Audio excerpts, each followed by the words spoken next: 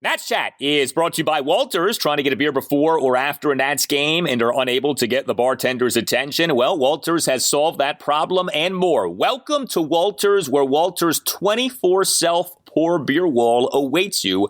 Ask your server for a beer card and hit the beer wall, pay by the ounce, and try a few suds before you settle on your favorite. Follow us on Untapped to get notified of all the new beers we bring in.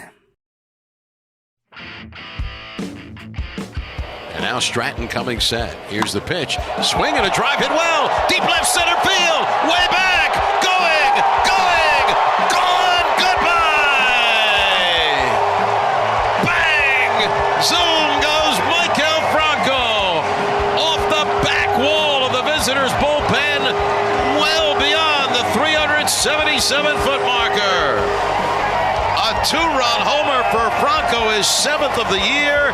RBIs 33 and 34. And with one big swing, it's the Nationals 3 and the Pirates 2.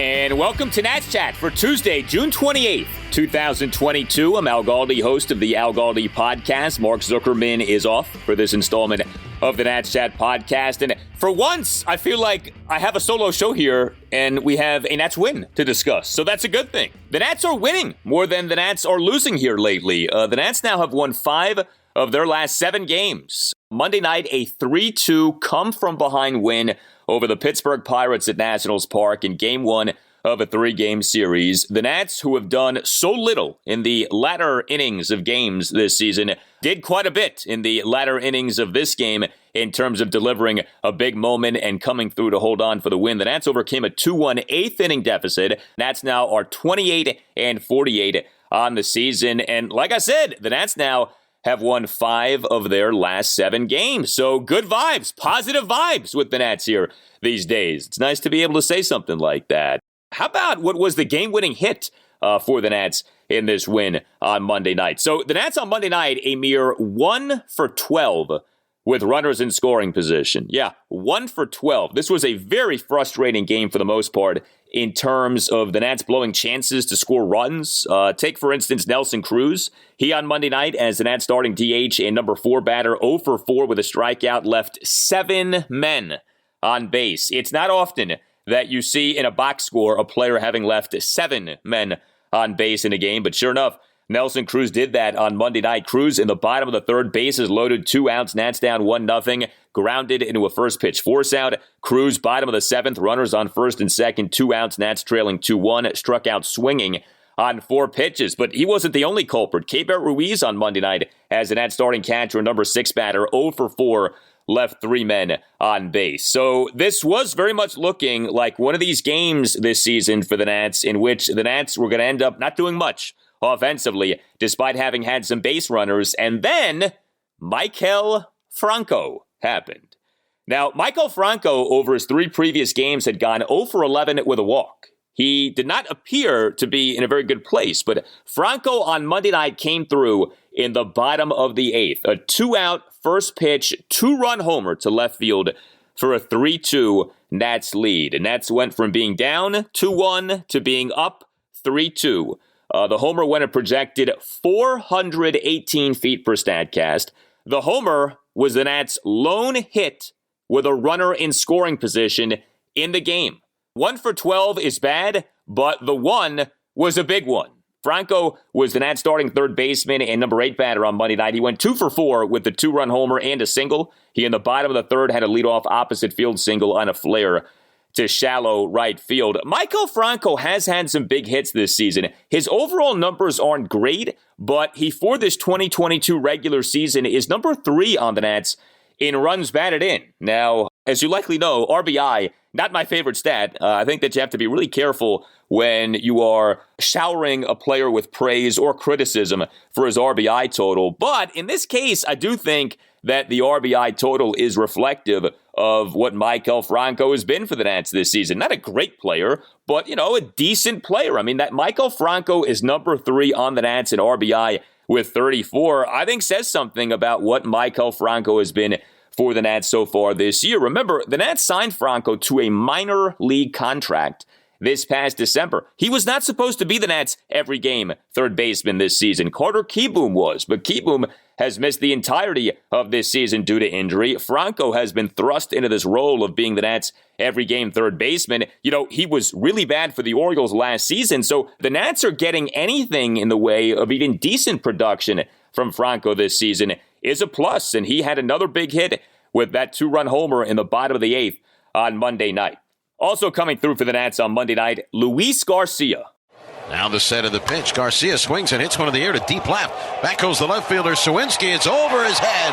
One up off the wall. Garcia rounding first and cruising into second with his third hit of the game and second double.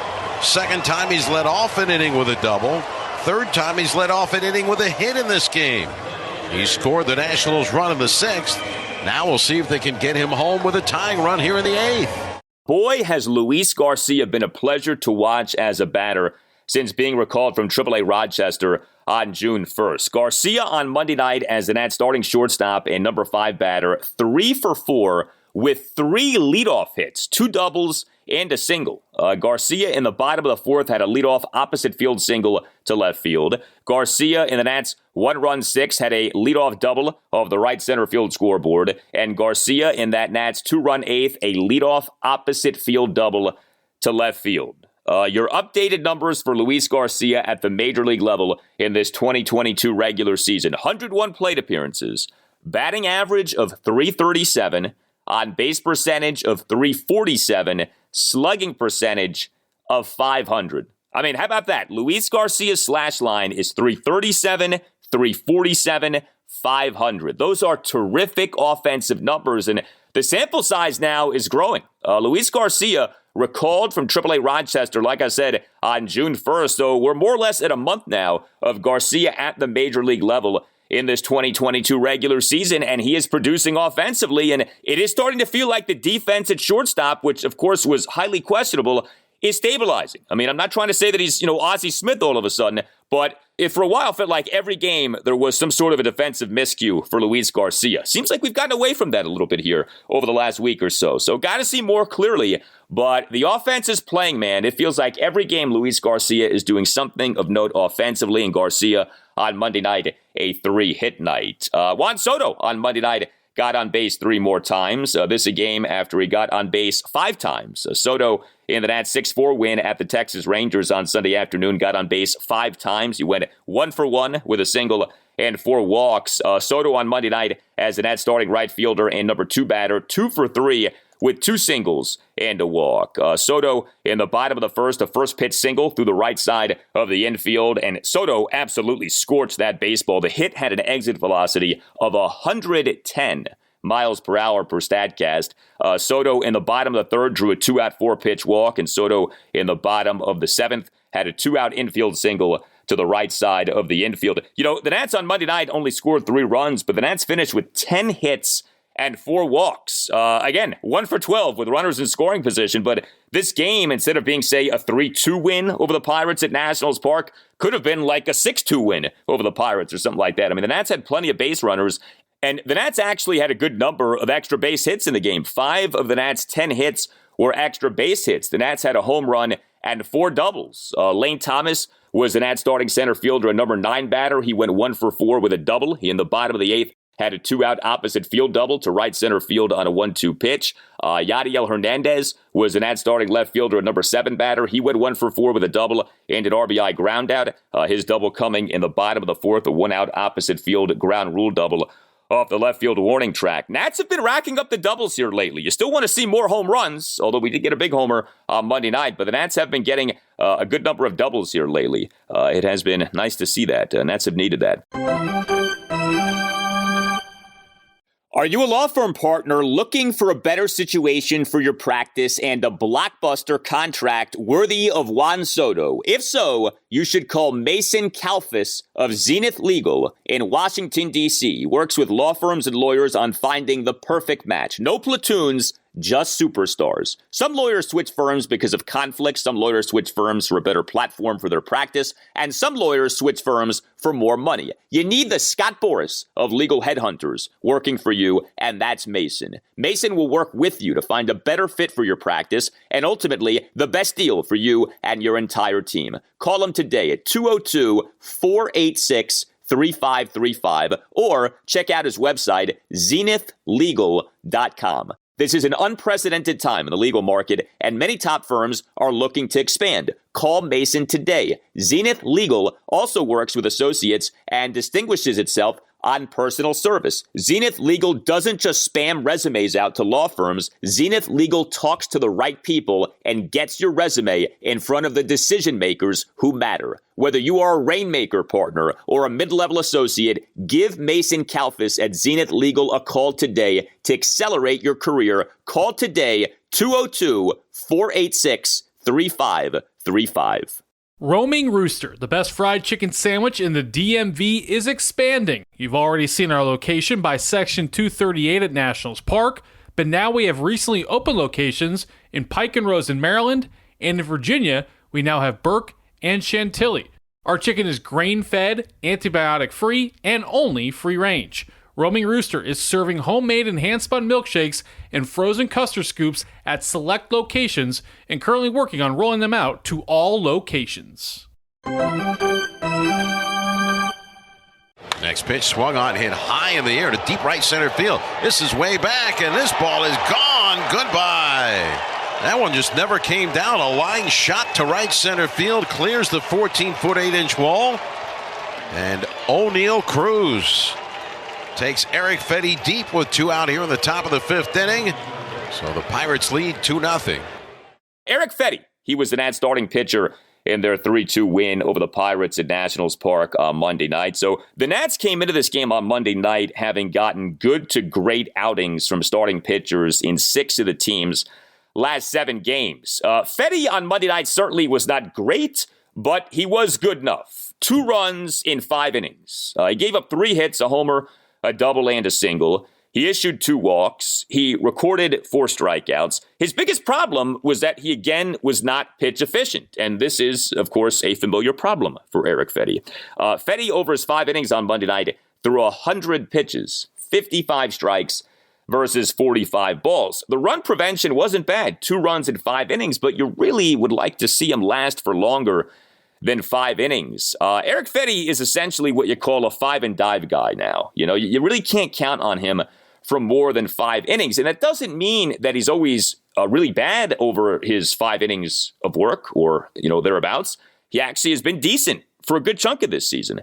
But he just is not a guy who you go into a game looking at and saying, okay, that's our horse. That guy's going to eat up 6, 7, 8 innings for us tonight. I mean, understand this. So this outing on Monday night for Fedde was his 15th start in the 2022 regular season. He has lasted for no more than 6 innings in 14 of these 15 starts. Think about that. No more than 6 innings in 14 of the 15 starts. He has lasted for fewer than 6 innings in 12 of the 15 starts. But 2 runs in 5 innings is not bad. That certainly does put you in a position to win the game, and the Nats did end up winning the game. Fedde on Monday night in the top of the 2nd gave up a run. He issued a leadoff 5-pitch walk of Daniel Vogelback.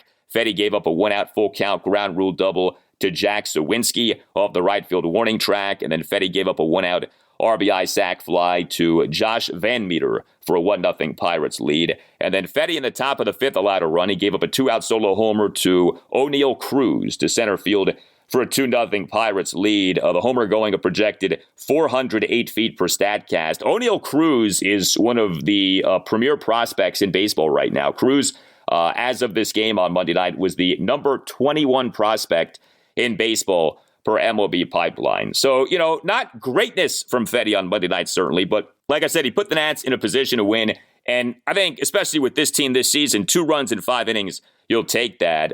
Your Erick Fedde ERA for this 2022 regular season now at 4.40. So Erick Fedde on Monday night lasted for 5 innings. The Nats bullpen on Monday night ended up being really good. 3 Nats relievers combined for 4 scoreless innings. Andres Machado tossed a scoreless top of the 6th. Carl Edwards Jr. tossed 2 scoreless innings with 2 strikeouts. The unstoppable force that is Carl Edwards Jr. for the Nats in this 2022 season continues. Edwards tossed a scoreless top of the 7th, then tossed a scoreless top of the 8th. How good has Carl Edwards Jr. been for the Nats? Your Carl Edwards Jr. ERA update now at the major league level for this 2022 regular season, because remember, Edwards was at the minor league level for a decent chunk to begin this season, right? The Nats on May 10th selected the contract of Edwards from AAA Rochester. Nats in February signed Edwards to a minor league contract. So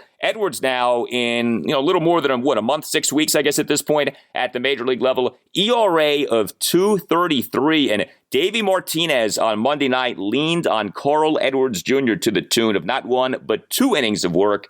And Edwards rewarded that faith with 2 scoreless innings. He really and truly has emerged as a viable trade chip for the Nats. This has been a very encouraging development. And, when we talk about the trade deadline, and that is still more than a month away, August 2nd, the trades have begun in MLB. Perhaps you caught this on Monday. The Seattle Mariners on Monday acquired first baseman and DH Carlos Santana from the Kansas City Royals. So, you have the trade deadline, but you don't have to make all of your trades right up until the deadline. In other words, you don't have to make all the trades right on the day before the deadline or the day of the deadline. You can make trades now.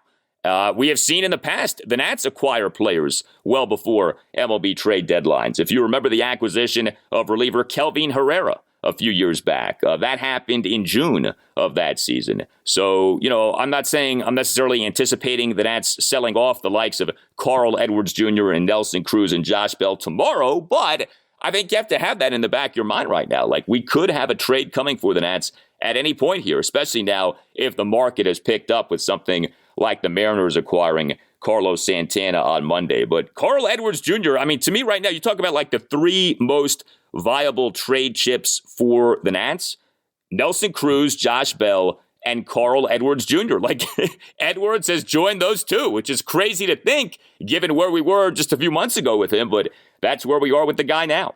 So, Machado on Monday night, scoreless top of the 6th. Edwards on Monday night, 2 scoreless innings. And then Kyle Finnegan, and not Tanner Rainey, was used to close out the game. Now, remember, the Nats took their 3-2 lead in the bottom of the 8th on the 2-run homer by Maikel Franco. Finnegan ended up pitching the 9th. He tossed a scoreless top of the 9th for the save. This was only Finnegan's second save opportunity in this 2022 regular season. Now, he did give up a double in the 9th.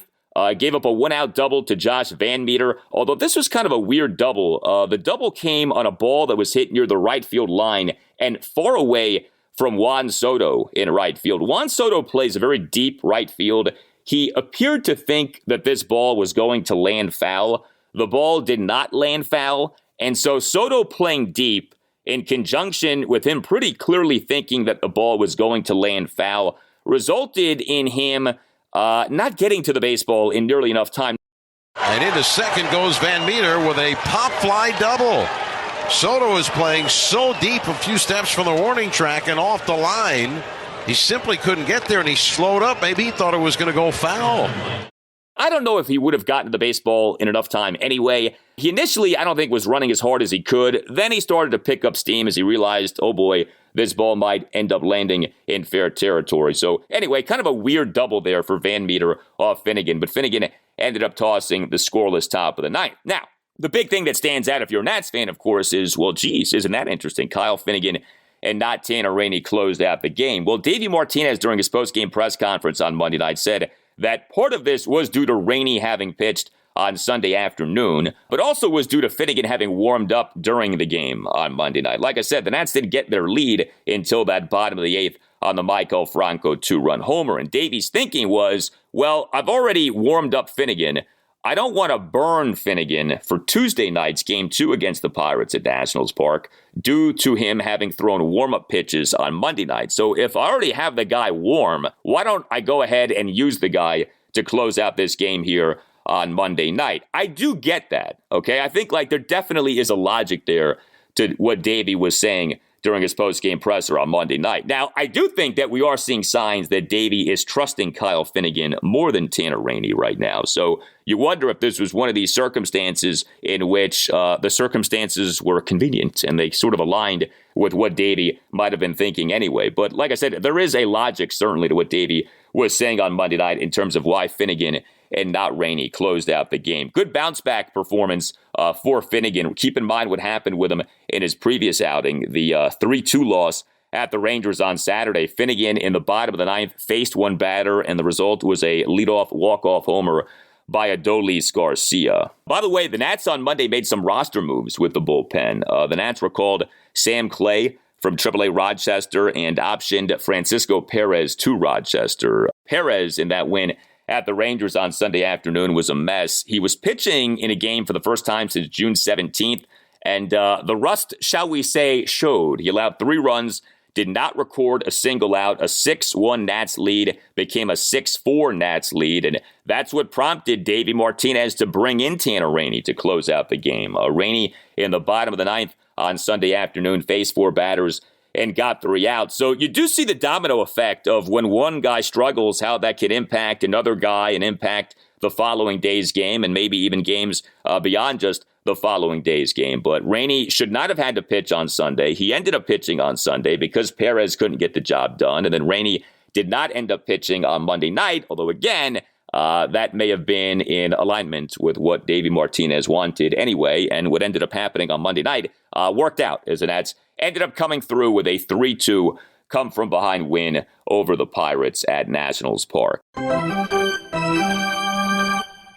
Hey guys, it's Al Galdi for Window Nation. It feels like everything is going up these days, including home prices. And so there's no better time to have the look of your home go up and the value of your home go up with new windows from Window Nation. Get 2 free windows with every 2 windows that you buy, plus pay nothing for 2 full years. Take advantage of this offer. Call 866-90-NATION or visit windownation.com and make sure that you tell Window Nation that Al Galdi sent you. Window Nation windows are the best. The average Window Nation installer has over 16 years of experience with over 20,000 windows installed. Window Nation offers 1,500 custom window combinations, including vinyl, wood, and fiberglass. Window Nation is the best. Call 866-90-NATION or visit windownation.com and make sure that you ask for the deal that you heard about from Al Galdi. 2 free windows for every 2 windows that you buy, plus pay nothing for 2 full years. 866-90-NATION or windownation.com. That's 866-90-NATION or windownation.com. And make sure that you tell Window Nation that Al Galdi sent you. I'm honored to be a part of the staff. It seems like I've known a lot of those guys for many, many years, played with some of them. I played with E.Y. Jr.'s dad in Chicago, so I'm excited about it. It'll be a lot of fun, get to see some familiar faces and hang out with some coaches that I know. Also for the Nats on Monday, Davey Martinez was selected to be a part of the upcoming 2022 MLB All-Star Game. Major League Baseball on Monday afternoon announced honorary coaches and staffs for the 2022 All-Star Game, which will take place at Dodger Stadium on July 19th. The press release put out by MLB included the following, quote, National League manager Brian Snitker of the defending world champion Atlanta Braves has asked Washington Nationals manager Dave Martinez and Dave Roberts of the host Los Angeles Dodgers to join him in the NL dugout, end quote. I love that. Snitker asked Davey, hey, Davey, would you mind being on my staff for the All-Star Game? Sure, Brian. Why the heck not?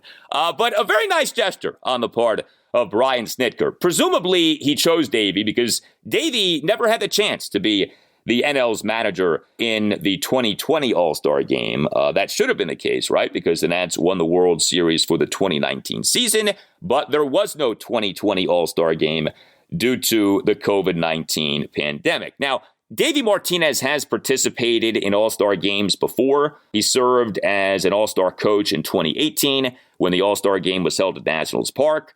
Davey also served as an All-Star coach in 2017 when he was a coach for the Chicago Cubs, and Davey served as an All-Star coach in 2009 when Davey was a coach for the Tampa Bay Rays. So it's not like Brian Snitker, in choosing Davey Martinez to be a part of the NL coaching staff for this year's All-Star game, is giving Davey the chance to do something that he has never done before. But this is a nice gesture on the part of Snitker. The Nats got robbed in so many ways off winning the World Series the year before the pandemic. And so if at least one wrong can be righted to at least some extent, good. I mean, Davey Martinez being a coach for the 2022 All-Star game does not make up for the many other things that the Nats were robbed of, because the season following their World Series championship was that pandemic season. But this is something, and I think this is certainly a well-intentioned something from Brian Snitker. So a good job by him. It'll be cool to see Davey partaking in the All-Star game. I mean, you think about things objectively, right? The Nats probably are only going to have one player on the National League All-Star team. I guess maybe two, maybe Josh Bell and Juan Soto. But I mean, those are your only two realistic possibilities in terms of Nats being in the All-Star game. You might say, well, Carl Edwards Jr. deserves it. Yeah, but he's not going to get picked for the All-Star game, being realistic about things. So, Bell and Soto, and, given the season that the Nats are having, you would think they are a prime candidate to be one of those teams that ends up having just one player in the All-Star game. So you'll at least have two Nationals representing the franchise at the All-Star game, in Davey Martinez and whichever player gets selected. And who knows, maybe the Nats do get both Bell and Soto on that NL All-Star team. Game 2 for the Nats against the Pirates at Nationals Park is on Tuesday night at 7:05. Patrick Corbin will be the Nats starting pitcher. You can always email the podcast, natschatpodcast@gmail.com. We got a smart email from Owen Ranger regarding a conversation that we had on a recent installment of the Nats Chat podcast. Writes Owen, in the most recent episode, Al and Mark were lamenting the dearth of non-first round picks who have done anything in the majors. I had actually looked this up recently and can tell you that only 4 Mike Rizzo picks after the first round who signed with the Nats have produced as much as 2.0 WAR, baseball reference version, in their careers. And those 4 players are Michael A. Taylor, Robbie Ray, Billy Burns, and Nick Pivetta. Continues Owen. Only Taylor, of course, accumulated any of that value as a National. I feel like that really hammers home the point that they were making. There have been no hidden gems for quite some time, and given the franchise's track record with pitcher development, I have serious doubts Ray would have done as well as he has done had Rizzo not traded him as an A-ball lottery ticket. Thank you for the email, Owen. Very good email. And yeah, I mean, that is a sobering email when you read through that list of names. Not just who is on that list, but how short that list is. Michael A. Taylor, Robbie Ray, Billy Burns, and Nick Pivetta. That's it. I mean, that's some murderer's row of MLB all-star level talent there, right? Yeah, it's been a real problem. It's been a real problem for the Nats. Not just missing on first-round picks, but not having, like, anything in the way of diamonds in the rough. You just have not had that. I mean, go through all of the Nats' good players over the last 10 or so years. These are guys who the Nats signed. These are guys who the Nats traded, or these are first-round picks who did hit, but those first-round hits are from, longer than, say, 5, 6, 7 years ago. So, someone like a Steven Strasburg, first-round hit. Bryce Harper, first-round hit. Anthony Rendon, first-round hit. Drew Storen, to an extent, first-round hit. You get the idea. But, where are the diamonds in the rough? I mean, baseball is filled with non-first-round picks who end up becoming really good players. The Nats just haven't had enough of those guys, and that's something that pretty clearly needs to change. You can always hit us up on Twitter, @Nats_chat. You can email the podcast, natschatpodcast.com. You can get yourself a Nats Chat Podcast t-shirt by going to natschatpodcast.square.site. That's natschatpodcast.square.site. All Nationals radio highlights on Nats Chat are courtesy of 106.7 The Fan. Don't forget to subscribe to the podcast if you're not already doing that. Subscribing, make sure that you never miss an episode. Also, if you're listening to the podcast on Apple Podcasts or on Spotify, please give the podcast a 5-star rating. Mark will be back with me on the next installment of the Nats Chat Podcast. Until then, I'm Al Galdi, and we'll talk to you next time on the Nats Chat Podcast. Nats 3, Pirates 2. Runner at second, 2 out, top of the 9th, 3 balls and a strike to count. Finnegan sets. The kick and the pitch to Park, swung on, hit high in the air to straightaway center field.